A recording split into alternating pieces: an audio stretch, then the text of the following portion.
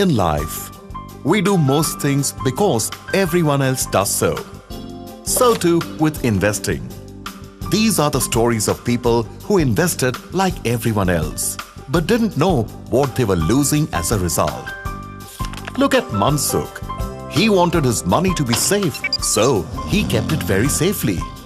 But look, his money is lying idle. What's more, inflation is eating up his returns. Here's how. Suppose you keep 1 lakh rupees in your safe. Surely it is safe, but it earns no interest. And if you take inflation at 7% per annum, you are actually losing 7,000 rupees every year. So at the end of the year, the value of your 1 lakh rupees will be 93,000 rupees. Get it? So watch out for the safe trap. It can make you poor.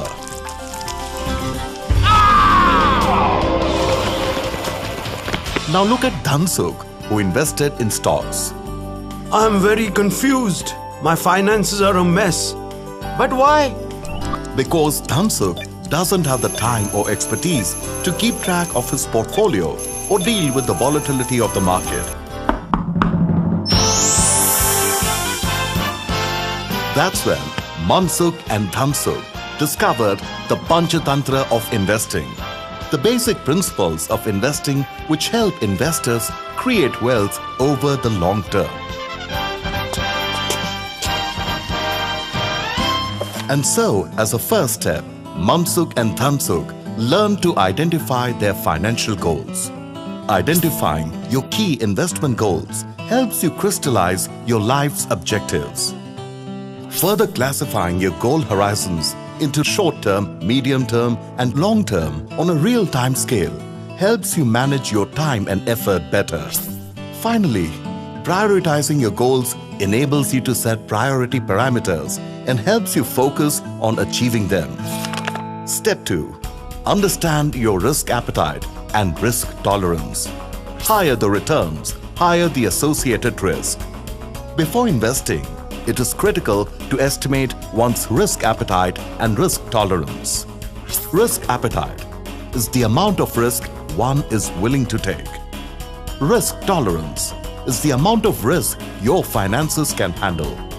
Managing risk is a science, and through the Panchatantra of Investing, one learns the value of it. They are measured by the following 3 parameters. Your propensity to act in relation to risk management may depend on past financial decisions and experience.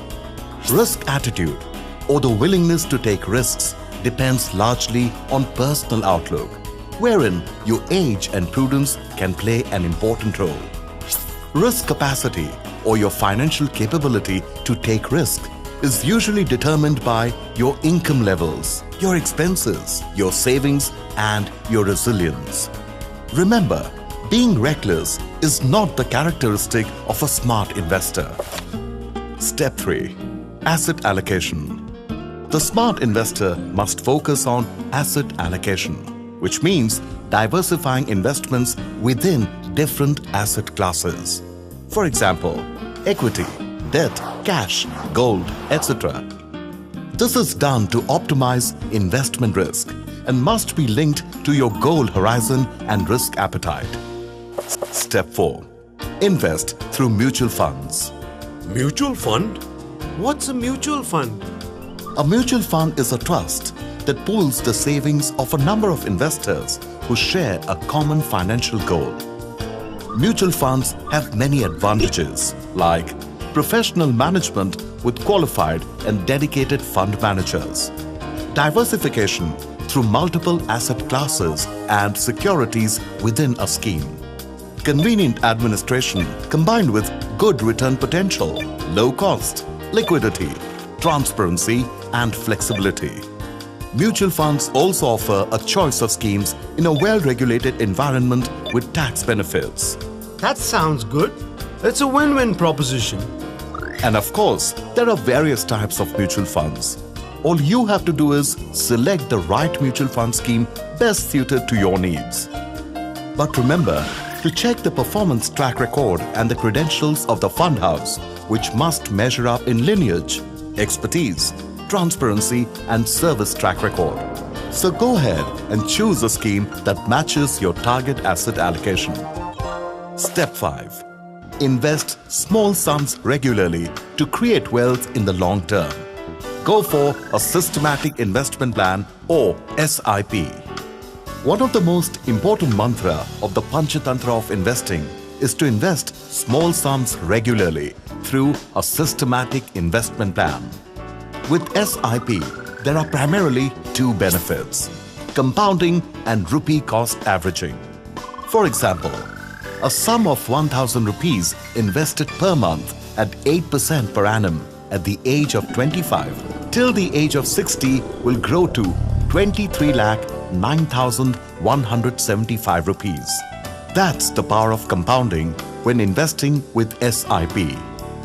With rupee cost averaging, you can bring down the average cost of your investments while factoring in the volatility in the markets. That's great. How do I invest in a mutual fund? Investing in a mutual fund is easy. You can invest in a mutual fund through your financial advisor. Just complete the KYC form and mutual fund application form, which can be downloaded from the concerned mutual fund house's website and submitted at the official point of acceptance of the mutual fund. This is the physical or offline route. You can also decide to invest online through the mutual fund website and select a scheme most ideal for you according to your financial objectives. You can pay using net banking or other payment gateway facilities. Alternatively, you can use the online portal of your financial advisor and make the transaction. Now, isn't that easy? Similarly, additional investments, switch or transfer to other mutual fund schemes of the same fund house, and redemptions are equally easy to execute. That's really easy. I won't fall into the safe trap anymore. Thank you for opening my eyes to investing through mutual funds.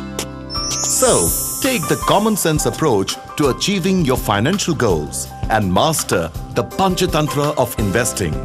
Invest through mutual funds and aim to meet your long-term goals.